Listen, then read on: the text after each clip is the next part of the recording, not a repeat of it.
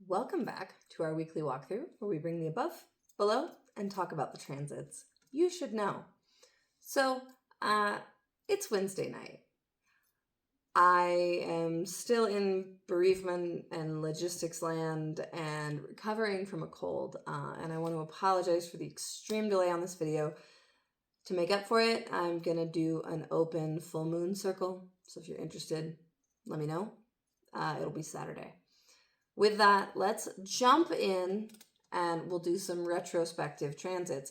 Because if you, like me, have any important points or planets at 0 to 5 degrees of a fixed sign, you also got punted by the Mars-Pluto square from Taurus to Aquarius, which lots of people have covered this, power dynamics, intensity, arguments, fights, control, etc. And that was like the tune of Monday.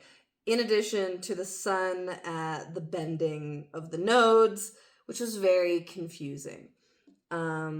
So unsurprising that on Monday we had the whole reverse, which is like this gnawing sense of absence, and you can't figure out what it is, and you don't know what you need, and everything just feels really angsty and existential. But our theme for the week is Willow, flexibility. And this is really just like roll with it. Our most dignified planets right now are telling us to adapt. We have Mercury in Gemini and Jupiter in Cancer, and they're like, go with the rhythms, go like pivot as you need to. But we also have for Tuesday, when it was mostly, we had the moon square Venus, and there was mutual reception there between the Libra moon and Cancer Venus. And then we had that moon opposing Saturn, not fun, but a monthly ordeal, followed by the sun trine Pluto, which gave some clarity to some of the stuff on Monday, and we may have seen it more clearly with our moon reversal, like that veil being pulled back and like, oh, this is what I was actually afraid of, and here's what I can do about it. It's like the moon reverse can give us a lot of illumination on the hidden and mysterious parts of life, the stuff that we've speculated on, the shadows that move around in our peripherals and make us feel sketchy. Like, this is that moment where you actually get to see it. And we do have a lot of lunar action this week. Wednesday, today, we had the Libra moon trine Mercury and then square Jupiter in Cancer before a brief little stint of void, unless we count that opposition to Chiron. And then at 6:52 p.m., the moon dropped into fall in Scorpio. Big feels, big needs, and some big body aches. Depending on how your chart is set up, that Scorpio moon can tell you a lot each month about like the areas where you might need extra care, more resources, and where things are just a little prickly. So with that, today we're dealing with the 5 of Coins. And this is that card of like, keep the faith through the struggles. Like, yes, there actually is something better on the other side.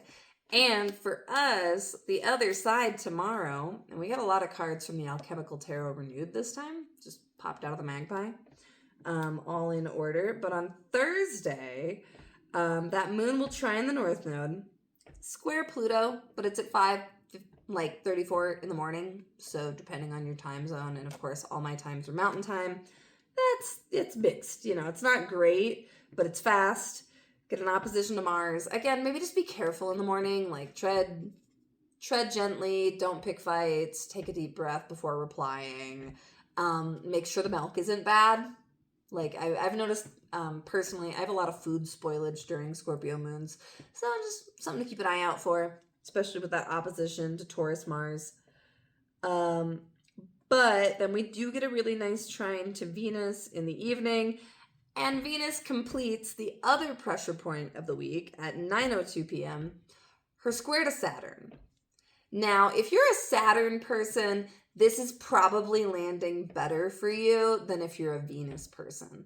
And that also includes if like Venus is your Time Lord for the year or like the ruler of your solar return chart or anything like that.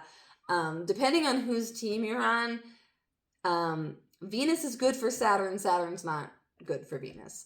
And so that's part of that pressure this week. It can feel like pleasure's being restricted. Connections are going off a little wonky, especially with the moon and fall. So like Thursday, be chill. If you don't feel chill, carve out the space to find some chill. It's not a good day for sulking, but it's a great day for journaling. It's a great day for processing. It's a good day for baths. And we do have our Nine of Coins for Thursday.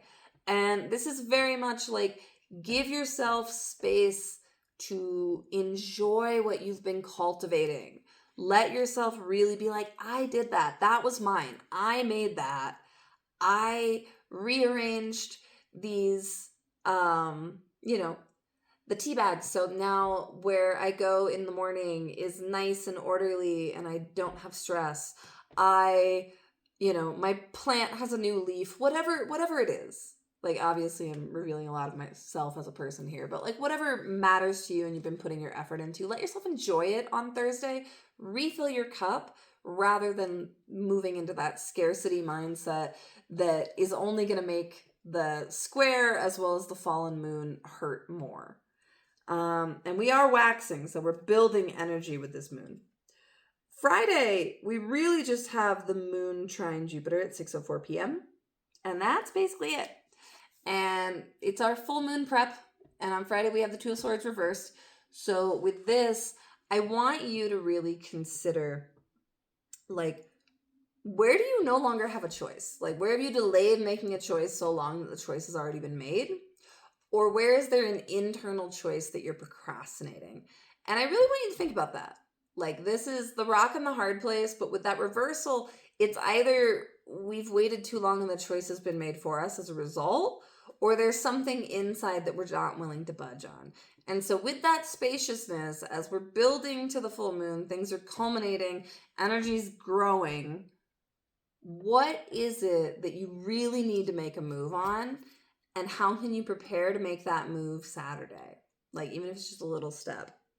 Because on Saturday at 6:44 a.m., we get our Sagittarius moon, which is mutual reception with Jupiter.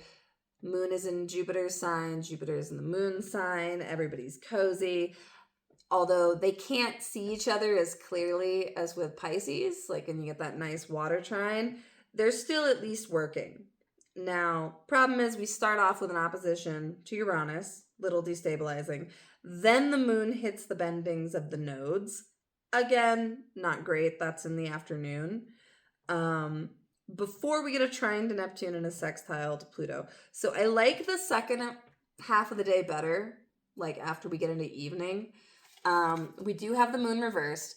And this, I think a lot of what people think about this moon is not actually going to happen. I've already seen some overhyping.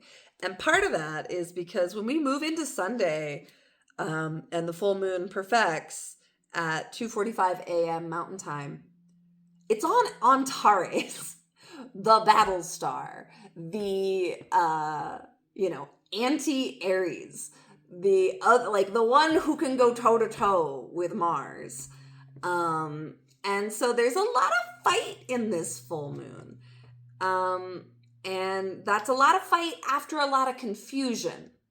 Like the bending of the node, the Neptune of it all. This is potentially swinging on the wrong person. Now, the way to make use of it personally is to like lean into like, what do you need to see clearly about this? Like in the two areas of your chart. Like we're looking at, Gemini and Sagittarius opposite each other. And then we're looking at Cancer. And I want you to really think about that. And there's also a trine from Saturn at play. So it's more serious than I think people think. But if you come into it seeing clearly, you can take serious and strategic action. Sunday, We're looking at the moon trine Saturn and then going void right after that. And so this is like, don't be your own enemy. Don't get in your own way. Let yourself have liberation. This is our 8 of Swords reversed. All right. Let me know what you think in the comments, and I'll be back.